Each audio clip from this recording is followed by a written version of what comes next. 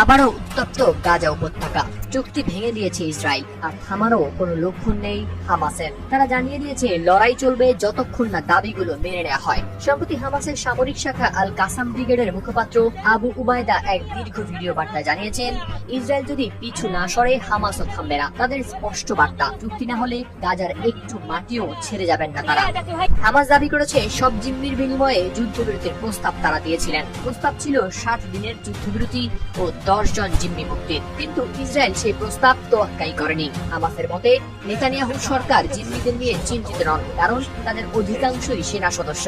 Hamas আরো জানিয়েছে তারা শুধু বন্দি বিনিময় নয়, পূর্ণ যুদ্ধবিরতি, ইসরায়েলি বাহিনী সম্পূর্ণ প্রত্যাহার এবং ফিলিস্তিনিদের জন্য মানবিক সহায়তার দাবি করছে। কাতারে চলমান আলোচনায় ইসরায়েল যদি আবারও সাড়া না দেয়, ভবিষ্যতে আর কোনো আংশিক চুক্তির সুযোগ থাকবে না বলেও হুঁশিয়ার দিয়েছে হামাস। কাতারের যুদ্ধবন্ধের প্রস্তাবে বলা হয়েছিল 60 দিনের যুদ্ধবিরতির কথা, 10 জন জিম্মি মুক্তির সম্ভাবনাও ছিল সেখানে। তবে বাস্তবে গাজায় এখনো রয়েছেন অন্তত 50 জন জিম্মি। ধারণা করা হয় এর মধ্যে প্রায় 20 জন এখনো জীবিত।